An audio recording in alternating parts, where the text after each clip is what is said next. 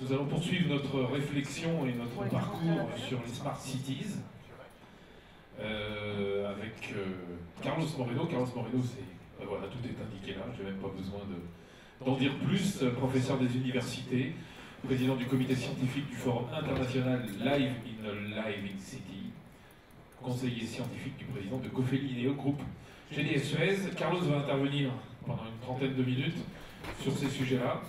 Et puis on finira par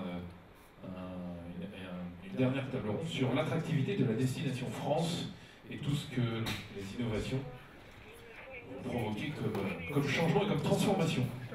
Monsieur Moreno, à vous la parole. Il est passé le petit truc. Il était là. Nous recherchons le Pavlov. Il est là. Bon. Bien, merci beaucoup pour cette introduction. Bonjour à toutes et à tous. Donc, je vais vous parler une demi-heure, on va dire, dans la continuité des phrases que j'ai écoutées de la table ronde précédente, puisque Olivier Serratti a parlé fort à propos d'intelligence émotionnelle, et justement, j'avais intitulé cette présentation, puisqu'il s'agit de parler de la vie est un événement. Je l'ai intitulé Nos vies dans la ville, Smart Cities et intelligence émotionnelle. Donc, il y a un clin d'œil au propos de la dernière table ronde. Si j'avais qu'un slide à passer, quel que soit l'endroit du monde où je suis pour donner une conférence, j'aime bien cette photo que j'ai prise à Hyderabad en octobre, quand j'étais invité au congrès mondial de l'association des grandes métropoles mondiales, Métropolis, puisque je pense qu'elle reflète assez bien les paradigmes de nos villes aujourd'hui au XXIe siècle. Donc c'était près à Saint-Carrefour, qui est toujours, il y a au moins une demi-heure avant de sortir de là, avec toutes les problématiques d'embouteillage classique, et tous les modes de déplacement qu'on peut imaginer, les triporteurs, les motos, c'est un casque, la voiture qui se protège comme elle peut du soleil, les minibus, les taxis pirates, bref, il y a un peu la totale. Mais surtout, donc, il y a ces fonds ici qui représentent comment nos villes ont grandi au travers du temps. L'obésité est un sérieux désordre métabolique. Et effectivement, ça résume bien la problématique des villes au XXIe siècle, puisque nous sommes face à des villes dans le monde entier qui ont grandi depuis très longtemps, qui sont même des villes millénaires, et qui se trouvent confrontées à des désordres métaboliques, puisque la ville est un organisme vivant, est un système complexe par définition, est un système dans lequel il y a beaucoup d'interdépendance. Et effectivement, donc ici, il faut développer un management intégré avec une approche systémique, c'est même marqué, scientifique, voilà. Avec cette notion de global hôpital, mais en fait, si on le positionne par rapport à la ville, voilà, c'est la ville globale, c'est la ville monde.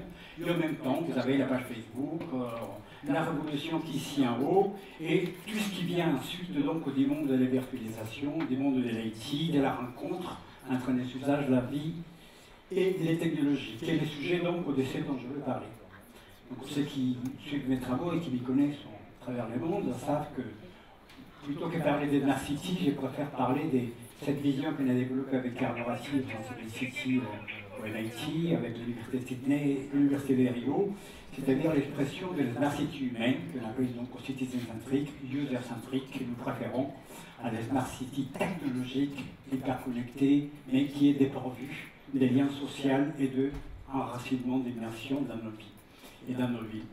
Donc nous avons développé depuis maintenant presque 10 ans cette vision de ce qu'on appelle la Living City, la ville vivante, qui s'exprime de multiples manières, Sensible City, Living City, Sensitive City, Simple City, mais qui nous renvoie en réalité à l'essence de ce qu'est la vie dans la ville, c'est-à-dire on respire, on est présent, on évolue, on satisfait nos besoins et nos services d'une manière collective. Et en même temps, on rappelle en permanence que la ville, à tout moment, comporte une très grande fragilité. On dit pour cet événement, donc l'événement c'est la vie, mais la vie aussi est une série d'événements, certains parfois imprévisibles, qui peuvent apparaître à tout moment, qui peuvent tout basculer, qui peuvent tout changer. Et en fait, c'est ça, un système complexe. C'est lui aussi composé par ça, c'est-à-dire l'impermanence c'est-à-dire la fragilité. On est là, on n'est pas là. Quelque chose qui peut se produire aujourd'hui change complètement la face de ce que nous sommes aujourd'hui. Et malgré tout ce que l'on aurait pu faire pour les modéliser et les prévoir, ben finalement, on est face effectivement à l'aléa. Donc, je préfère rappeler toujours en amont qu'en fait, quand on parle de ville, même si on est à Amsterdam et qu'il n'y a pas tout de smart zone avec des champignons magiques, faites, quelle qu'elle soit la qualité et la puissance des logiciels des simulations, quelle qu'elle soit la qualité des algorithmes qu'on puisse développer pour prévenir des situations qui se trouvent à l'échelle de la ville, l'essence même de la ville, c'est être un lieu de vie, un lieu de partage. Ce sont des espaces collaboratifs par excellence. On n'a pas attendu le XXIe siècle, on n'a pas attendu les siècles de la révolution ubiquitaire, on n'a pas attendu les 20e siècle, c'est-à-dire les siècles de l'invention de l'Internet et du Web, pour construire des espaces collaboratifs à l'échelle des villes qui touchent nos vies et qui la transforment. Donc, au travers de l'histoire, les villes n'ont pas attendu que nous, on leur donne de l'intelligence. Parce que l'intelligence, il se trouve effectivement dans les citoyens, les êtres humains, qui consolident leur vie dans les villes au travers du temps. On peut remonter à des temps très anciens, puisqu'on a la ville millénaire. Et on trouvera toujours cette constante, cette invariante, qui est la ville comme une expression des vies et des partages dans lesquels nous sommes en relation avec l'environnement, les infrastructures et les usages et les services qui se développent toujours devant nous. Et une composante très importante de nos vies dans la ville, c'est ce dont faisait référence tout à l'heure Olivier Serrati, c'est l'intelligence émotionnelle. C'est très important parce que beaucoup de réactions qui se produisent par nous, citoyens, habitants dans une ville, dans un territoire, dans un espace géographique, pour nous qui vivons toujours dans un territoire qui obéit à des conditions propres dans des contextes sociaux, économiques, culturels, religieux. Il n'y a pas une ville qui ressemble à l'autre, même à l'intérieur d'un même pays. Paris, Toulouse, Marseille, Rennes, et encore plus quand on passe de l'autre côté de la Méditerranée, en Asie, à l'Amérique latine, etc. Les villes, elles ont chacune une manière de battre, un rythme culturel propre, qui est lié au contexte.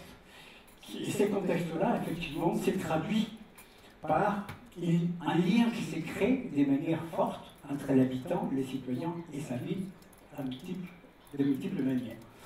Et donc cette composante que l'on appelle l'intelligence émotionnelle est très forte, et elle est essentielle pour bien comprendre les mutations qui se produisent dans la vie urbaine, et ensuite l'acceptabilité sociale des révolutions technologiques quand elles viennent impacter nos vies.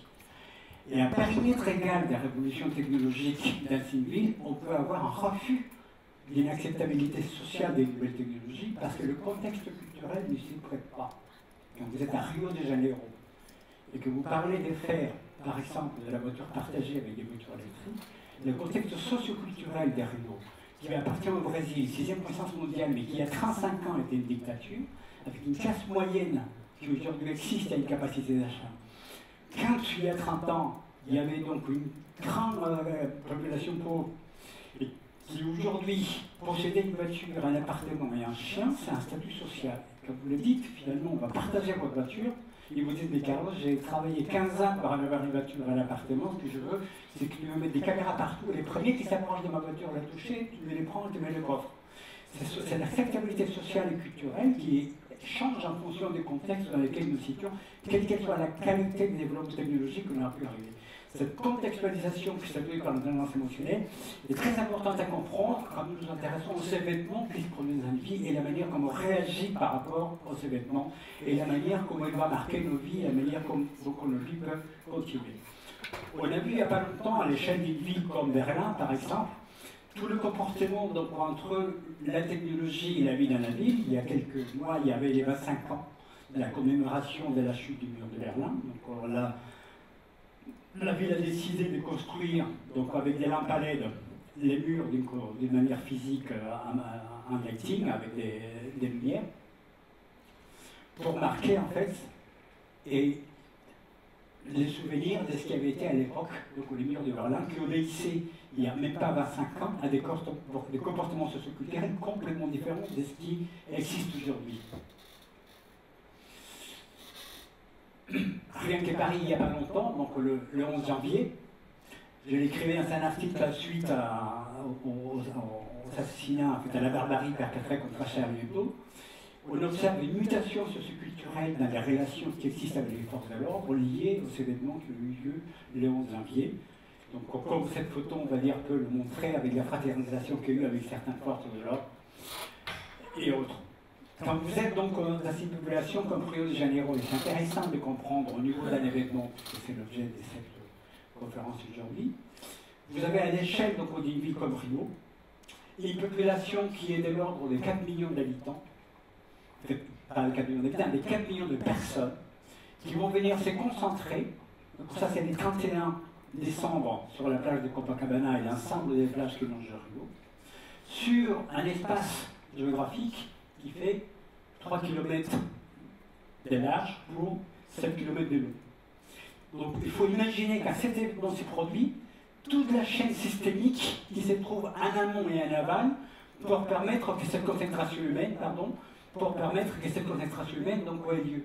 Tout ce que ça signifie pour que les gens puissent partager ces moments avec tout ce qui s'implique en termes de gestion des CRM, des nuitées, de logement, de soins de santé, etc., etc. Quand on compare par exemple avec cette photo qui est à droite, c'est également une concentration extrêmement forte, c'est également une réaction émotionnelle extrêmement importante. Ici, c'est face à un événement qui est le 31 janvier. Vous reconnaissez ici certains vont comprendre. Donc avec la révolution des parapluies, donc le gouvernement qui a pas longtemps, quand le Hong Kong sont descendu à masse pour demander le maintien de la démocratie, un élément très important dans la vie participative de n'importe quelle ville, quel que soit le pays dans lequel on se trouve, et qui est là pour obéir également à des comportements qui génèrent dans la ville des approches générales sur la manière comme les citoyens peuvent s'impliquer. Tout ça pour dire en fait que la ville est un lieu vivant, c'est un lieu dans lequel elle a un rythme, dans lequel elle respire, mais elle ne respire pas toujours, puisque effectivement, une des particularités que nous savons aujourd'hui au XXIe siècle, c'est que la ville elle respire de moins en moins bien. Elle est de plus en plus étouffée par l'activité humaine. Et quelle qu'elle soit la planète, du nord au sud, de l'est à l'ouest, nous sommes dans cette phase aujourd'hui dans laquelle rien que la pollution, c'est une menace permanente.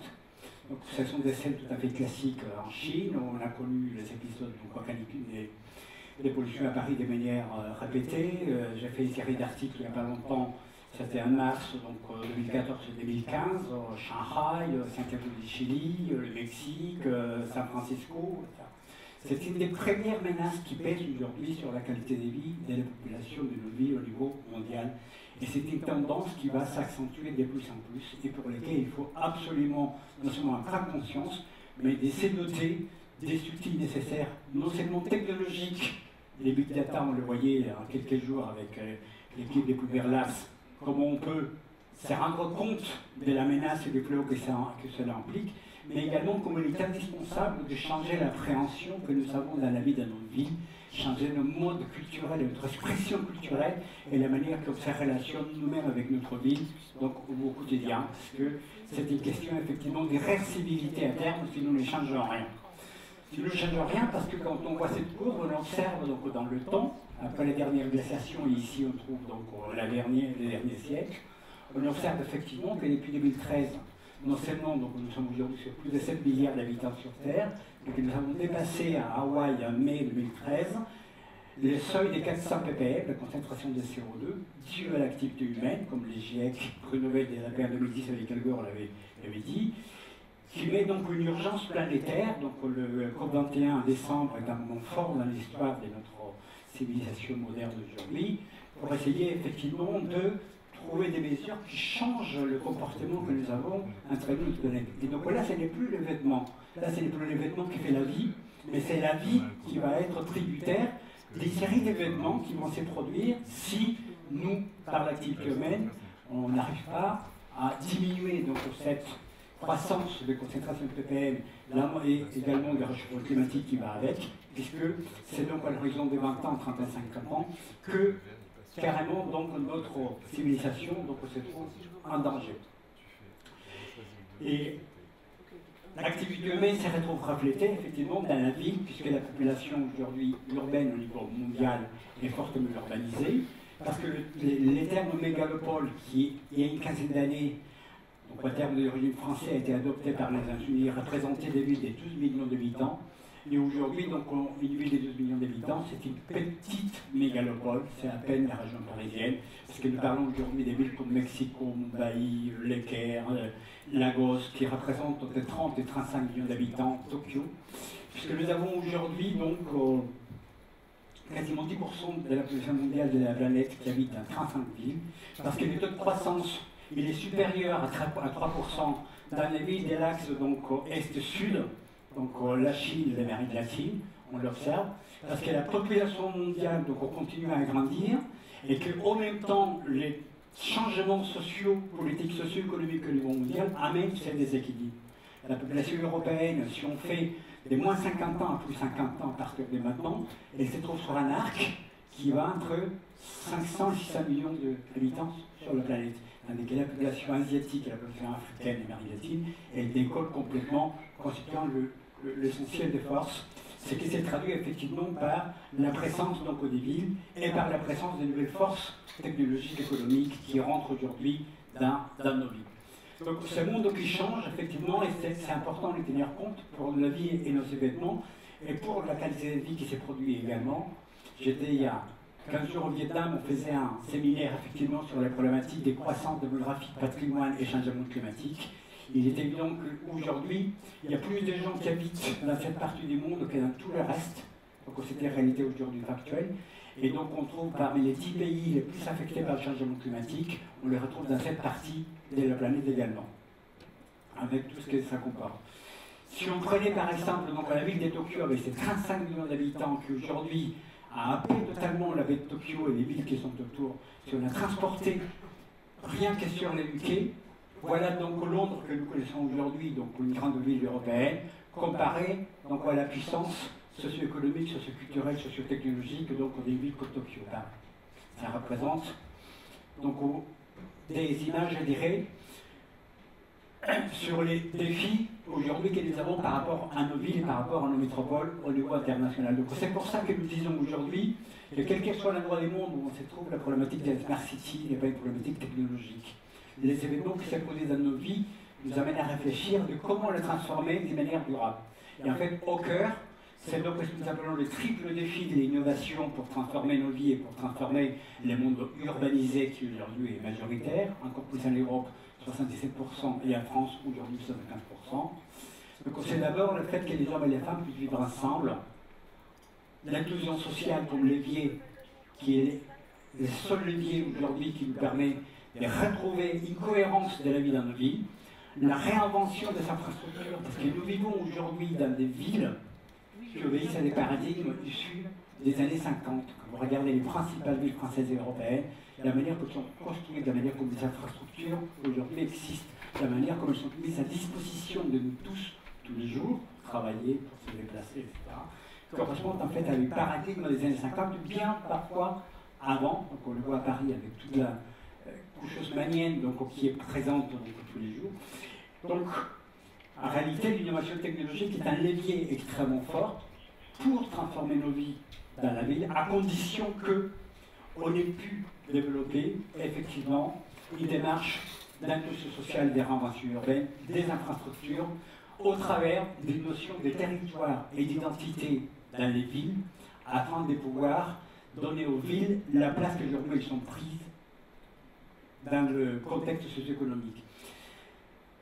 Le 19e siècle fut le siècle des empires et toutes les guerres que l'on a vécues au 19e l'attestent. Le 20e siècle fut le siècle des nations et toutes les guerres l'attestent. Des guerres entre les empires au 19e, des guerres entre pays au 20e. Le 21e siècle, c'est le siècle des villes. Les villes se détachent de plus en plus des États. Nous sommes sur ce concept des villes globales, des villes mondes, qui est ce qu'Assassin a théorisé. Nous avons ce que nous appelons les anneaux de régulation qui lient les villes entre elles. Il y a plus de liens entre Paris et Francisco qu'il y a entre Paris et Toulouse ou Paris et Nice, quelle que soit la couleur politique.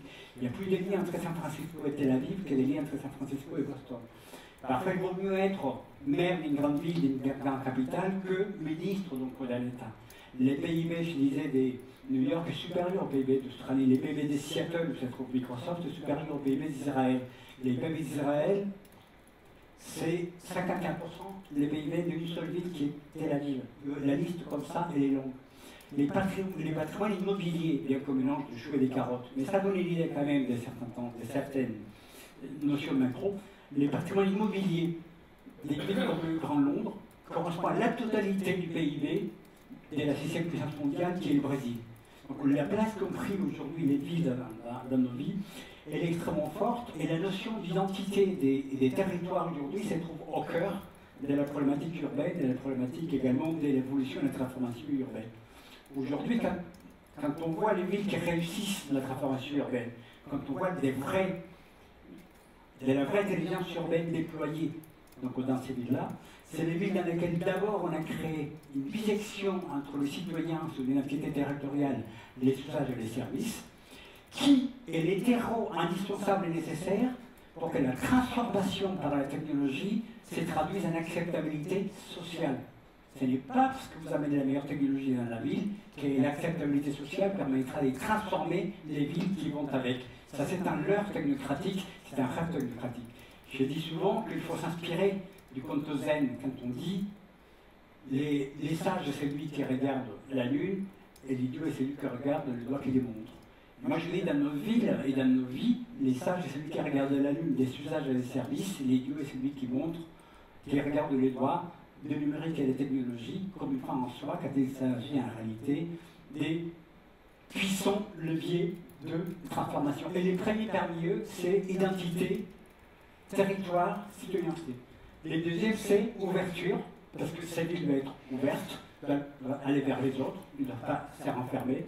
Et le troisième, bien entendu, c'est l'altérité, parce qu'aujourd'hui, c'est les challenges essentiels, être à la place de l'autre, pouvoir coexister et pouvoir ensemble créer de l'intelligence collective, puisque c'est le paradigme aujourd'hui des villes vivantes, aller du paradigme donc taylorien qui existait jusqu'à aujourd'hui à celui donc de la ville partagée, la sharing city, plus intéressante même que la smart city technocratique, la ville collaborative, la ville du partage. Et donc je disais, quand on voit récemment par exemple à Singapour le prix Lee Kuan Yew, le fondateur de la cité-État, donc les villes qui aujourd'hui se trouvent très à l'avancée dans ces problématiques, Yokohama, Honshu, Medellín, ce sont des villes dans lesquelles les patrimoines culturels, matériels et immatériels a été mis en valeur à l'échelle de la ville, avec une implication citoyenne très forte, et alors les leviers de la technologie, des big data, des références, des algos, des nouvelles manières effectivement de se déplacer et de travailler devient un levier démultiplicateur extrêmement donc, important. Et ça transforme complètement. Yokohama est une ville qui a été reconstruite donc, après la guerre qui a été quasiment détruite. C'était une ville-port.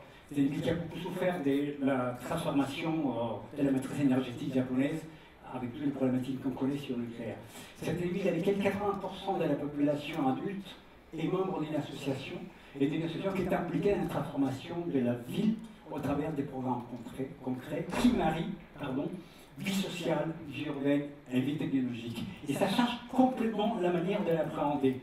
C'est le cas, vous le connaissez, de Medellín, donc c'est une ville exemplaire qui rafle pratiquement tous les prix dans tous les lieux du monde pour sa qualité d'innovation sociale, technologique et urbaine. Cette place ici était la place dans laquelle il y avait le plus de meurtres au monde, il y a 25 ans, dans cette ville-là. Donc quand j'ai pris cette photo-là, en fait, j'avais face à moi un quartier complet, qui est plus qu'un quartier, qui est fier de sa ville, de son identité, et dans lequel tous les secteurs, c'est que des innovations technologiques, urbaines et sociales, dans lesquelles les citoyens le vivent au quotidien et sont totalement impliqués. Il a raconté donc les jeunes qui font les vies d'eux-mêmes, qu'ici, on est arrivé les matins donc avec des petits camions pour entasser les cadavres et les jeter plus bas, parce que c'était l'empire de la drogue et de la mafia. Aujourd'hui, vous voyez donc les télécabines des Poma que nous utilisons, la société française, pour aller faire du ski. Là-bas, c'est pas qu'un moyen de transport, c'est un lieu de vie. C'est-à-dire que tout au long de la descente de cette colline qui relie donc Medellín, avant les gens qui habitaient ici, ils disaient on va à Medellín. Aujourd'hui, ils font partie de Medellín. Ils sont à l'intérieur de la ville. On prend cette œuf-là et on arrive 15 minutes après au centre-ville. Mais à chaque station, il y a de graffiti, de street art, des ateliers roses, des ateliers, des incubateurs. Il y a un centre de hangout très important qui se trouve derrière. Il y a des écoles comme celle-ci, des centres de hangout, des bibliothèques virtuelles, etc., qui permettent effectivement, qui ont permis de transformer complètement la ville La prison qui était un peu plus loin sur une colline a été rasée. Elle est devenue aujourd'hui un des lieux d'écologie urbaine, d'agriculture urbaine les plus avancés au monde, etc. Et dans lequel chaque avancée technologique qui était introduite a servi à transformer complètement donc, la manière comme on vit, adaptée aux conditions locales. Donc 2 ou 3 personnes qui roulent sur la même mobilité sans casque, voilà, ça fait partie, je disais, des contextes socioculturels. Mais ce sont ces transformations-là. Et ce sont des transformations qui vont dans le sens, effectivement, de rendre endogène l'acceptabilité sociale et culturelle par rapport à l'usage technologique, qui est le contraire de cette photo. Cette photo, c'est tout le contraire de ce qui s'est passé dans l'univers chinois, où la classe moyenne chinoise, qui a donc pris une capacité d'achat, qui a pris donc les positions sociales et les statuts, elle a développé ce que j'ai conceptualisé comme les miroirs flous, c'est-à-dire que leur mode de vie qu'ils veulent avoir, c'est le mode de vie occidental. Donc les Chinois, ils n'aiment pas l'eau, ils n'aiment pas la mer, ils n'aiment pas la plage. Les Chinois n'aiment pas le soleil, ils se protègent pour ne pas bronzer. Mais quand on a de l'argent, quand on sort, donc quand on arrive à une classe sociale moyenne, riche et autres, à ce moment-là, on veut rassembler ce qu'ils appellent les miroirs flous, des sociétés occidentales urbanisées en décadence, en crise, et dans lesquelles il faisait bon de se montrer à Cannes, à Saint-Tropez, etc., à la plage, bronzer, prendre un coup, etc. Mais c'est la caricature du coup, parce qu'on le retrouve par dizaines de milliers, comme c'est le cas, dans l'eau, mais on le voit à peine. Il n'y a pas de culture de l'eau, donc les gens ils sont tous déboués tout autour là, pour vivre. Voilà. Et donc ça, c'est la déformation de quelque chose qui devient l'acceptabilité sociale, qui ne crée pas des liens sociaux et qui vient déshumaniser l'urbanisation qui a été construite. Donc je parle souvent de la technologie comme un levier de déshumanisation quand ça devient ce que j'appelle des zombies geeks, c'est-à-dire des geeks qui ne sont pas connectés à un lien social, mais ça c'est la même chose, c'est le côté déshumanisation d'un lien qui n'est pas social, parce que c'est une représentation d'une vie urbaine qui n'est pas la leur et qui est décontextualisée. Il n'y a plus l'identification entre les citoyens et son territoire, sa vie et son passé, sa culture, son art, qui est laissée de côté. Puisque aujourd'hui, ces mêmes personnes-là vont rouler en bagnole, vont vouloir se marier et se prendre en photo à Paris, même plus aller devant le Tour Eiffel comme c'était il y a quelques années, maintenant c'est bien prendre en photo devant la bourse, parce que c'est un synonyme d'acceptation sociale. Donc ils vont rentrer avec un Facebook en disant voilà, nos photos de mariage, je les ai pris à Paris, devant la bourse. C'est même plus la Tour Eiffel de Triomphe qui est les synonymes de romantisme, c'est vous avez vu où je suis arrivé, j'ai pu prendre une photo devant la bourse, etc. Donc ça transforme complètement les liens sociaux. Quand autrefois, quand on allait en Chine auparavant, il n'y avait pas des voitures, c'était les vélos, il y avait une autre manière d'appréhender les relations entre l'homme et la vie, dans un contexte différent. C'est pour ça que j'ai dit que les liens entre les passés et le présent préfigurent aussi ce qui est l'avenir donc de notre histoire. Nous parlons aujourd'hui d'économie collaborative. Nous parlons aujourd'hui des retours à l'économie des partages et les retours au partage des ressources. Mais nous ne l'avons pas inventé aujourd'hui. La technologie est un levier. Des peuples à travers l'histoire, des peuples indiens, en Amérique latine, en Asie, l'ont déjà développé. Quand on est dans les steppes mongoliennes, par exemple, en Mongolie, quand on se promène dans les steppes, et qu'on croise des caravanes avec des gens qui se posent pour monter leur yourte, la tradition fait qu'on s'arrête et à ce moment-là, on monte les yourtes avec eux. Voilà. Et si on a une yourte, on peut s'installer avec eux. Moi, je l'ai prise là-bas.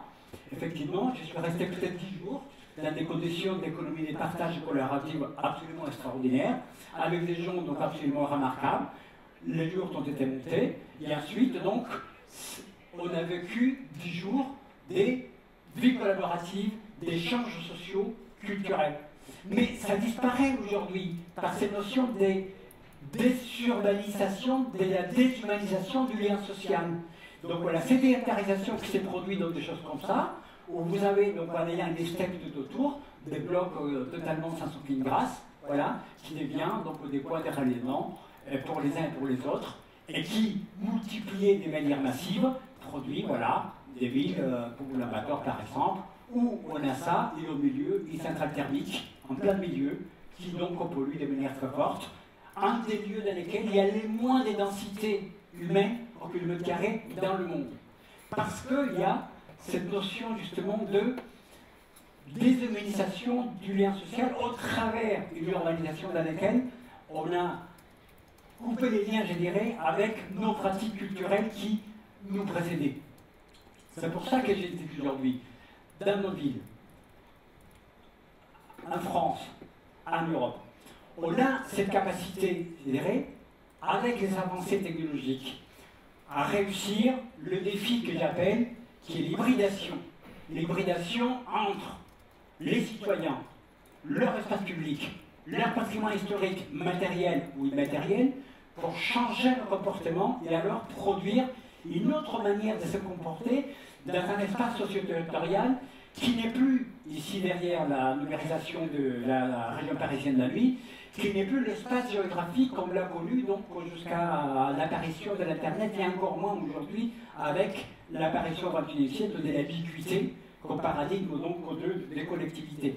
Les espaces géographiques et des vies, effectivement aujourd'hui à l'ère de l'ambiguïté, ne coïncident plus avec les espaces géographiques. Donc ça offre un levier extrêmement puissant pour qu'au travers de l'hybridation, on puisse effectivement changer la donne de la relation entre nous, les patrimoines matériels et immatériels, les espaces publics. Et en fait, c'est ça en réalité, les vrais challenges de ce que nous pouvons appeler donc, les Smart Cities. Réussir ces mariages. Mais ces mariages donc, dans lesquels nous devons faire attention à la manière comme l'espace public est utilisé parce que c'est les lieux majeurs de la cohésion d'une ville. Quand on laisse tomber l'espace public, quand on perd la main sur l'espace public, quand l'espace public, même devenu immatériel, même devenu hyper connecté, on perd la main dessus, on perd la main sur l'essentiel de l'intelligence urbaine et sociale. Parce qu'au travers de l'histoire, l'homme s'est socialisé au travers de l'espace public, les forums romains, l'agora grecque, les socalos mexicains. Ça a été les lieux dans lesquels les brassages s'est construit. Je disais, j'étais au Vietnam il y a quelques semaines. Et effectivement, ce qui m'a étonné aujourd'hui et qui nous frappe dans cette communauté, c'est voir comment les espaces publics vietnamiens ce sont des lieux de vie. À partir des 17h, les jeunes sortent de petites tables, tout le monde fait à manger, là on tue le canard, on lui coupe la tête, on est en train de faire manger, etc. Ces espaces disparaissent parce que les Vietnamiens, le jeune aujourd'hui, donc ils se déplacent, c'est un symbole des statuts sociaux, en 2 roues ou en 3 roues. Donc tous les espaces publics deviennent aujourd'hui uniquement des espaces pour les 2 roues. Et donc l'espace qu'il avait avant, effectivement, pour manger, pour jouer au mahjong, pour créer des liens sociaux, pour avoir une vie intergénérationnelle et horizontale. Ce n'est pas des grands bâtiments, c'est plat, à double patio, etc. C'est perd, effectivement, puisque tous ces espaces sont envahis par donc, la motorisation, tous azimuts, avec derrière donc, cette difficulté à pouvoir retrouver la qualité de vie qu'on pouvait avoir.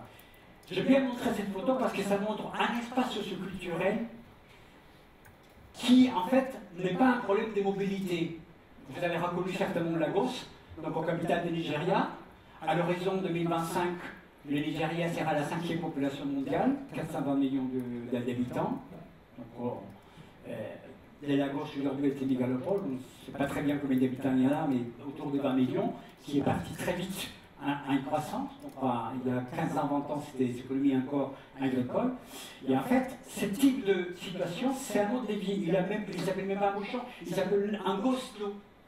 Et c'est intéressant parce qu'il prend de l'acceptabilité socioculturelle et les pendants technologiques, c'est un cas d'étude absolument extraordinaire. Parce que quand on regarde toutes ces scènes-là, ici, ce sont des scènes de vie. Vous voyez qu'ils ont un milieu de bus, des cartes, et tout ce que vous voulez. Voilà, les gens mangent, ils bouffent, ils font des business, il y a des trucs, des ventes, c'est un peu la totale. C'est un ghost-lot, c'est un mode de vie.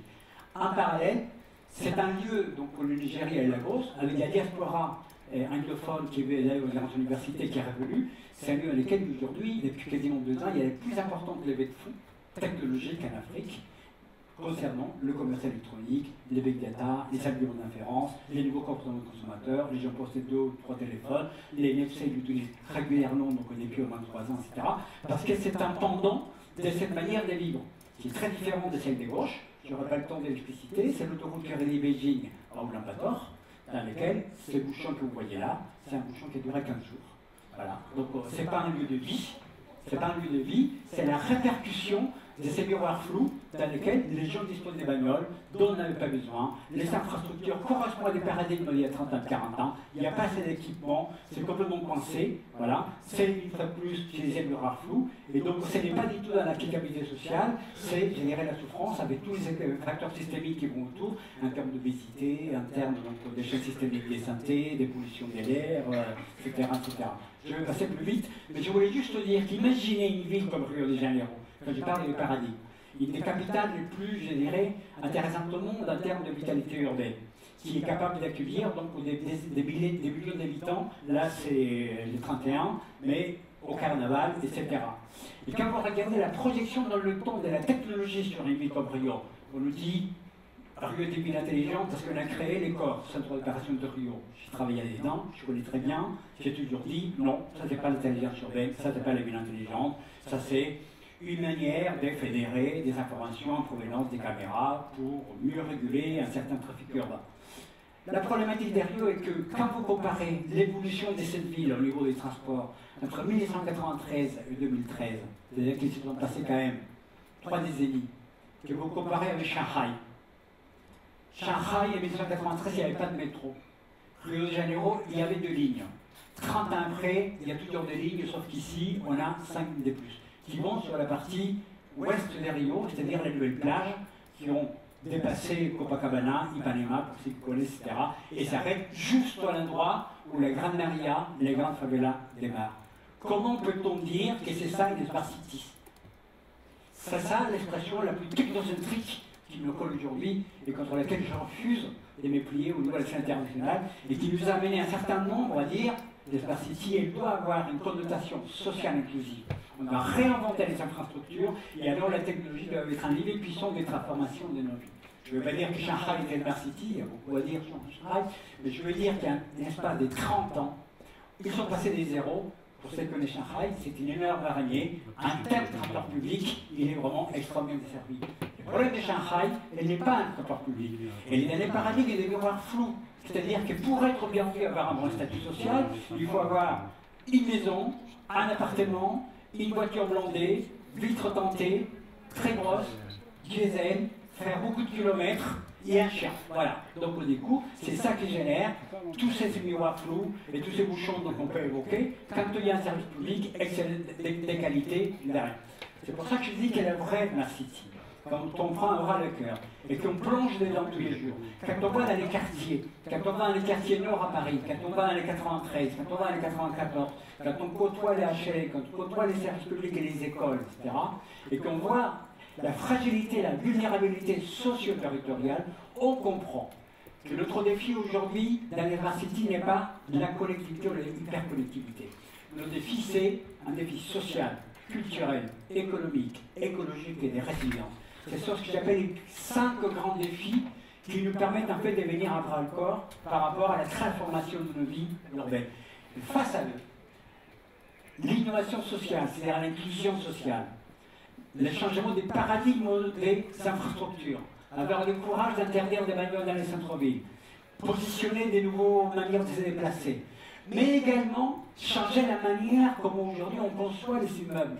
Avoir des immeubles dans lesquels on ne loge plus, mais dans lesquels on mutualise des services, non seulement des coworking, mais des co-logements, dans lesquels on crée une autre manière de s'entourer, qui va bien au-delà de l'écocité. Et enfin, effectivement, la révolution technologique, puisque c'est elle qui, au travers le monde, change complètement la manière comme on se relationne avec l'espace public et avec donc notre identité territoriale. Que ce soit à San Francisco, à Paris, à Rio ou ailleurs, cette identité territoriale se construit, elle se crée, et aujourd'hui, ce qui a changé, donc au-delà de l'infrastructure urbaine urbiste, de l'espace public, de la politique des choses et de la gouvernance, quand on met les citoyens au centre, ce qui est nouveau au XXIe siècle, c'est l'ubiquité. Parce qu'effectivement, nous avons aujourd'hui l'intelligence embarquée, l'émaillage, la production des données, etc., qui nous permet alors, effectivement, d'avoir ces grands défis avec la collectivité, l'hypercollectivité et les big data, et que je considère pour les défis majeurs, pour nos villes,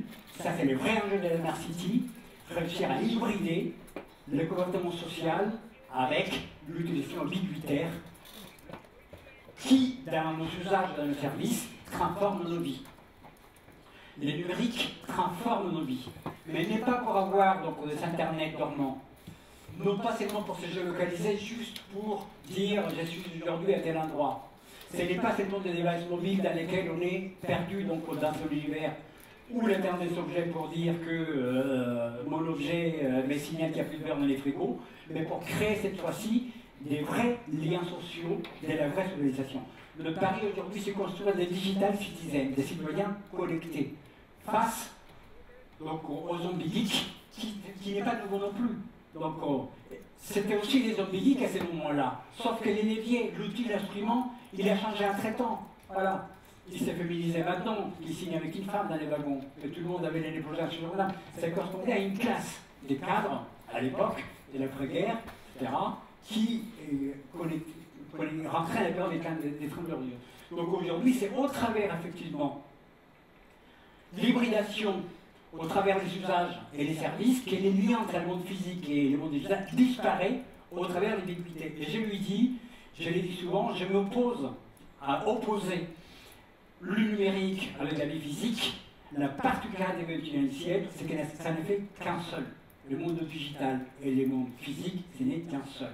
Quand d'ici 5 ans et 10 ans, même pas dans 5 ans, nous aurons ce qu'on appelle les physical web, c'est-à-dire que vos téléphones seront connectés nativement. On sert encore plus, je dirais, dans cette hyperconnectivité qui nous traverse aujourd'hui. Et la seule différence, ce qui amène aujourd'hui à qu'il y ait des plateformes d'usage, comme c'était dit dans la séquence précédente, comme Uber, Airbnb, etc., et cartonnent, c'est parce que c'est des plateformes totalement orientées usage de service. Je l'ai ici à Marseille, j'ai fait une conférence de presse pour annoncer les forums de Smart City Méditerranée. J'étais coincé parce qu'il y avait des taxis qui étaient ingraves à Marseille pour procéder contre Uber. Je disais, c'est un combat comme au XIXe siècle, les ouvriers contre les machines, à l'époque des machines à vapeur. Parce qu'en fait, les vrais ennemis des taxis, ce n'est pas les gars qui roulent peut-être avec ceci non payé. La vraie différence, c'est que quand on ajoute un G à Uber, c'est Uberg. Et Uberg, c'est le moteur d'inférence de la plateforme des services des mobilités présentielles des Uber, ça s'appelle comme ça. Olivier le disait tout à l'heure, Uber, ce n'est pas un service des mobilités, des taxis, des personnes, c'est une plateforme d'inférence pour avoir des services, des mobilités avec un S. Et les cœurs d'Uber, la valeur d'Uber, c'est Uberg. Et c'est quoi Uberg? Et pourquoi on va non pas être uberisé, mais on va être ubergisé, si nous ne bougeons pas? C'est parce que Uberg, c'est un simulateur des villes. C'est un système qui capte des données de toutes sortes en permanence. Et donc c'est la captation des données des mobilités au sein des villes qui sont produites tout le temps par plein de gens, par vous, quand vous vous déplacez. J'ai dit à Agile tout à l'heure, je fais une conférence au Googleplex de Londres avec mes amis du MIT Sensible City, et ils nous faisaient une démonstration éclatante de comment, de manière anonyme, en ramassant les données qui circulent, on était capable de les savoir, c'était le cas de Madrid par exemple. Donc comment se déplacer les gens dans un comportement urbain, rien que par exemple en faisant des achats. On arrivait à savoir que les Français ne dépensaient pas trop au centre-ville, ils dépensaient près au bord de la mer, que les Chinois ils étaient plutôt au centre-ville, plutôt dans les zones de luxe, les types de choses qu'ils achetaient, etc.